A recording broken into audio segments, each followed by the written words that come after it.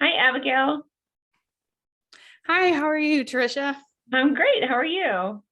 I'm good. It is warm today. All the snow melted in like 5 seconds this morning. Oh, I'm so jealous. We had a warm weekend though, but now the snow's coming back.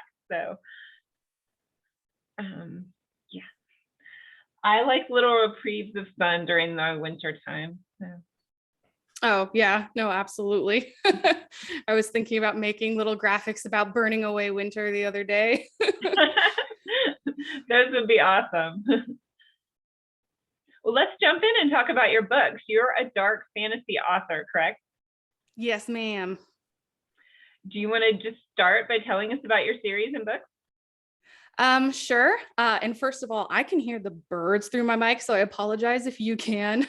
I One can't side of my actually. Oh, you Yeah. can't? Okay. No. One side of my house is covered in ivy, and that's where all the windows are, and they live in there. So they're very noisy right now. My dark fantasy series right now that I'm working on is called Season of the Ruiner, and I don't know what I did with the book. I was going to show it. Oh, here it is. I put it right behind me so I couldn't see it. So this is it right here. This is the first one. I don't know how familiar you or your readers are with dark fantasy, but it tends to be pretty depressing, deals with a lot of I always happily say violence, gore, and guts because I'm something of a horror fan. I love horror movies, and of course, grew up reading Stephen King, um, and tends to mine anyway deals with darker themes. I like to think my series is unique in that it deals with a lot of things like depression, which I myself fight with and deal with every day. And I feel like I didn't see that a lot in fantasy. Sometimes there's mental health aspects in fantasy, but they're always not really important to the plot, or worse, they're a tool for the plot, or they get magically cured at the end. And so I wanted something a little bit different, and I figured dark fantasy was a good place to put that because everything's already so glum as it is. So I have two main characters in this series. I have a traditional male and female main character, and they're master and apprentice, like in a lot of fantasy series is. But they are monster hunters, so kind of like The Witcher a little bit, which is really popular right now. Um, and it takes place in a Middle Eastern inspired world, so it's not your typical medieval European fantasy setting. It's a little bit different. And I love that aesthetic. So whenever I'm writing a scene, I love talking about the sand and the sun. I know we just talked about the sun and the weather. Praise the sun. um, and I have a background in some Middle Eastern business and or working with a lot of Middle Eastern people rather for when I lived in Houston, Texas, and just everything about the music, the food, the dance. I have a hookah, which you can't see, but it's up there. I love all of that, and I feel like I don't know if I've ever read a fantasy story based around characters from there. Like sometimes those places exist in fantasy, but the main characters aren't typically from there. So I tried to do a bunch of unique things with this story, but also have it kind of be something familiar to get people involved. So I went with a couple tropes like master and apprentice, monster hunting, there's magic, sorceresses, sorcerers, and all of that. But yeah, that's the gist of it. Fun. I love that you've pulled in a different culture that maybe we haven't experienced yet. Yeah, hopefully. I hope I'm not speaking out of turn, and I'm sure there are series out there that have these characters represented or these kinds of people and cultures represented. And we're definitely getting better at that these days. But nothing like huge yet. And I like being able to write that and share that with the people in my life. I think that's neat. No, I haven't read one set in the Middle East. I mean, you have some of the Disney stories that have done a play on Aladdin, and we had, I remember reading Alibaba and the 50 Thieves, which are a little bit, but yeah, I haven't not sure that I've read anything more contemporary. Okay, awesome. Fun. So the name of your series is the Rune series, correct? Season of the Runer. Season of the Runer. Neat. I like that you've like put those mental health aspects into your book, because I think it's true. Like a lot of us struggle, especially the past 3 years too. A lot of us have struggled with mental health issues, whether it be depression or anxiety, or and however that manifests in your life. And showing that in a realistic way is important, because I know growing up, I don't remember seeing that aspect in books and feeling like I was sort of alone or different, or probably nobody else struggled with that. And I don't think it was talked about very much. And I've seen on podcasts, it's been kind of interesting. Like there was one podcast saying that, children shouldn't read fantasy because it gave them unrealistic expectations. And I was like, well, no, wait, this is a really good way to play out all of these things that might happen in real life in a safe space, right? So you can talk about loss and turmoil and depression and deal with it in that safe place, and hopefully take it to your outside life. So I think that's really important. Yeah, I think definitely realizing that in like the Harry Potter series, which was, all about death and grieving, and oddly, what is it? Isn't there like 7 steps of grief? And then there's 7 Harry Potter books. I probably wrote about that in my undergrad or something. But like I think that series showed me like actually you can do a lot of literary things and a lot of heavy subjects, and I mean those are kids books, they're not even in the young adult section, Barnes and Noble, they're in the children's section. But yeah, that one, just seeing how it dealt with those emotions and really inspired me, I think, that, and told me it's okay to write about this stuff. That's neat. So do you have a background in literature and writing? Yes. I was like all of my siblings before me. I was homeschooled. And so homeschoolers deal a lot in English and history and literature. I don't know why. All the ones I knew growing up did as well. And then there were those like weird homeschooled science kids. But I think anyone in science is weird. And I say that, but actually I'm the only one, well, me and my younger sister are the only ones in my family who went into liberal arts. She's a videographer, and I'm a writer, and all the rest do things like aerospace engineering and chemical biology. So I guess I just proved myself wrong, but but yeah, we read a lot and we wrote a lot. Like everyone else, I guess, as a kid, it was like, oh, I loved English. I loved the books my mom made me read. We read stories before bedtime. I loved Brothers Grimm and Aesop's Fables. And then throughout high school, yeah, I went to the Renaissance Fair, and, just like that opened the creative door, and I got home and I started my first epic fantasy when I was 13, and it was terrible. And but it did come out to over 100,000 words. And I'm pretty sure as a teenager, I was impressed. And it took me years to write it. And I actually found it the other day on an old hard drive. And I was reading through it and I was like, man, this story sucks, but oh my gosh, my grammar was so on point. Like, if nothing else, like that's what was good. But then, yeah, I have a bachelor's in creative writing and then a master's in rhetoric and writing. So in order to make money, it got steadily more boring. I don't think that's boring at all. And I'm one of those weird science people. So. Well, I did minor in geology for a little bit because I thought it was cool. But then when the science got tough in my undergrad, I quit.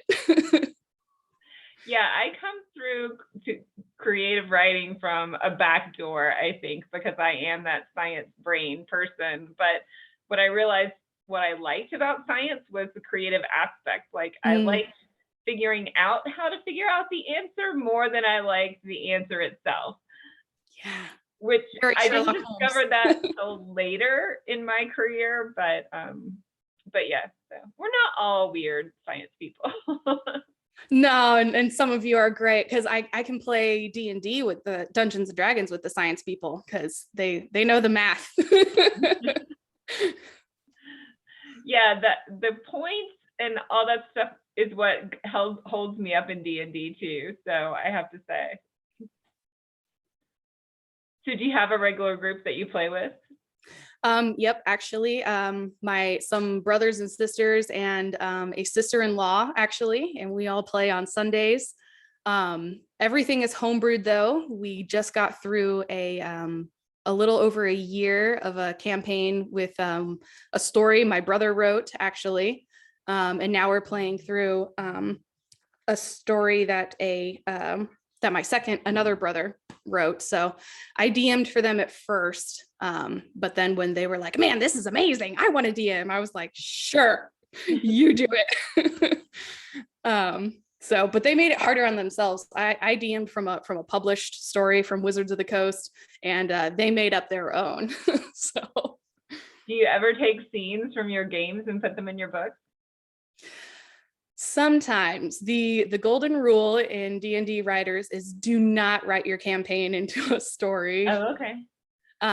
However, sometimes it goes the other way. So I'll take characters from something I've written and transport them into a D&D campaign, but then switch them up. And I have to be careful because sometimes my brothers don't like it when I do that, or, the DMs don't like it when I do that because I try too hard to play the character as I wrote them rather than transplanting them into their story. So, but that's good for learning, for creativity and that spontaneity and just getting things to work out. So yeah, that's what I feel like with the D&D play, that you have to be quick on your feet. I don't think I'm quick enough on my feet. It takes me a while to think through my plots and go back and figure out how I'm getting my character from A to B.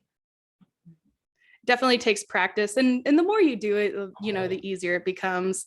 Then you get excited when there's a challenge. No, yeah, I'm definitely excited now, but every once in a while I'll be like, yeah, I have no idea how this character is going from here to there, and it takes me a week to and then but sometimes I have an aha, so that works. How plotted out are your books when you're writing? So I have to be careful when I talk about plotting versus pantsing because everyone I know is a pantser, and I am a very hardcore plotter. So my books are outlined down to the chapter, sometimes down to the scene, but I do that for myself. I have very short attention span. My therapist used to say that some of the depression and the bipolar affects my memory. So if I don't write it down, I'll forget it. And if I don't know where I'm going, then I tend to wander, and not in a good way. But that being said, my outlines are very, very flexible. Oftentimes when I'm writing, I'll start a chapter. I'm like, ooh, this is the opening chapter. I'll write, 3,000 words. And I'm like, that's it, chapter 1. And then as I plot some more and outline everything, and I don't outline the whole book at once. I divide my books into 4 parts into the 3-act plot structure. And I'll do usually 1 or 2 of those at a time. But I always have the end of the book in mind. So then what'll happen is I'll be like, ooh, actually we need to show this before that. And so then what was chapter 1 becomes chapter 6. Or I'll think of something great for like the second to last chapter because I know what I want the end to be. So then I'll write that and then go back to writing, chapters 3 and 4. So I definitely don't write linearly all the time. But I do have things plotted out, and sometimes they change. The 3rd book in the Runer series that I'm writing right now, I had about half of it plotted up at the end of December. And then I was writing another book in December while plotting this one. And then by the end of January, after I wrote part 1, I was like, actually, I need to scrap 50,000 words that I had planned for at the end, because it was so stupid and it was so cringy. And so I was like, we got to get rid of that and we got to go a different direction. So that happened with this book, and that happens a lot. So even though I am a hardcore plotter and outliner, it's still very flexible and always changing. But I think that comes from one, working with myself and knowing, who I am as a person, but also working with students. I've taught English at the university level for a few years, and I always tell them, outline, never start with your introduction, work paragraph by paragraph, but make sure they know where they're going and divide it up into little sections. And that seems to work for them, and that works for me. Plotting also helps me miss plot holes. And I had a dear friend of mine who is a very religious pantser say, well, I found plot holes in outline novels. Well, of course you have, it's 120,000 words. But it takes out a lot of the developmental editing, because, I'm going to put this nugget in chapter 6, 13, and then it's, the drama is going to drop in 27. So you can kind of follow those throughout, rather than having to just write the whole thing and then go back and rewrite the whole thing. But that works for some people, and some people I know don't outline and can bang out 70,000 words in a month, and good for them. That's not me. Yeah, all those details are really hard. I have a good outline, and I do my 3-act. Mm-hmm. I guess it's kind of an outline. I'm more of a visual person, so I'm like drawing pictures and graphs, and this is going to this place and this is going to this place. But then I leave a little bit of room to put other fun scenes in there. So. Yeah, that's my favorite thing. In brackets, cool stuff happens. Then fight scene here. That's what I was about to say. Stupid fight scene. I hate writing action scenes. That's funny. So you're writing right now the 3rd book in the series, correct? Yes. And how many books do you plan to be in the series? 5, which I'm beginning to wonder if I'm going to struggle with that, but I don't think I am. Every time, well, so there's that bipolar, right? I am, but I'm not. Every time I am writing one of the books, I get all these ideas for the next one. So then I'll, write those down, and I have just a million sticky notes. I have a folder that just says Runer stuff, and it's very disorganized, and there's all kinds of colorful sticky notes in there, and there's like napkins from McDonald's and with stuff written on them. But so that's the one thing I love about writing, is I get so many ideas for the sequel. And what was dangerous during the second one was I had so many ideas for this 3rd one that I almost stopped to work on the 3rd one. But I was like, you can't just write down the ideas. You've got to get the 2nd one done, because I knew that if I stopped, I would stop for months, and I, wanted to stay on deadline. So 5, and I chose 5 because one, I feel like trilogies are short when it comes to like big, long fantasy. But in other times they feel too long. But I didn't want to do like, Robert Jordan Wheel of Time. What is it? 17, 13, 14. I forget how many books. I didn't want to do that either. And I was like, you know what? A quintet would be fun. Nobody ever says like quintet. And then it worked out, because in the story, there are 5 runes that the monster hunters use. And so then I was like, oh, now it like all works out. And it's, there's a word for it. There's a Hebrew word, but I forget. But it means like when the opening is the same as the close. And so I had like this bookend idea, and so pulling on some Middle Eastern literature tropes to go with it. So yeah, I decided on 5 for mostly aesthetic reasons. That sounds super fun. And yeah, I think all our readers are going to be like, oh, I have to find out this series now. What else? Do you have anything else planned for the future? Yeah, I actually have the next 5 years of my writing plotted out. We'll see how it goes. I just released a fantasy romance, which in the last podcast I did was lovingly referred to as romance you could take home to your mother. So I was like, okay. It's not dark romance, it's not steamy, it's not 50 Shades of Grey or anything like that. It's just very more focused on the urban fantasy and the Celtic lore that it's based on. But it's romantic and it's dramatic and it's intense. It involves reincarnation, so that's fun. That came out. Then I haven't decided what genre it is. I have a YA novel coming out this year, and I haven't done YA in a very long time. And coming off of all this dark fantasy into what is appropriate for YA has been a struggle.